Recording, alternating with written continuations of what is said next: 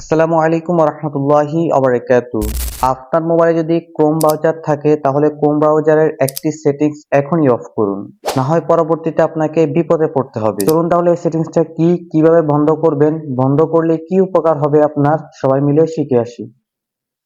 বরাবরের মতো আমি মোবাইল স্ক্রিনে চলে আসলাম। সেটিংসটি করার জন্য প্রথমে আপনার এই গুগল ক্রোম ব্রাউজারে চলে যেতে হবে। ক্রোম ব্রাউজারে আসার পরে এখান থেকে উপরে দেখবেন থ্রি ডট আছে, থ্রি ডটের উপরে ক্লিক করবেন। এখান থেকে নিচের সেটিংসে চলে যাবেন।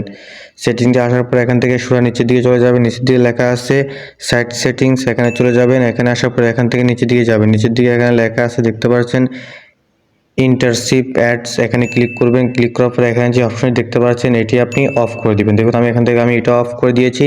এটা যদি আপনার মোবাইলে অফ থাকে তাহলে এখন থেকে আপনার মোবাইলের মধ্যে কোনো বিসলিটিং অ্যাড শো করবে না, বিসলিটিং অ্যাডস শো করবে না।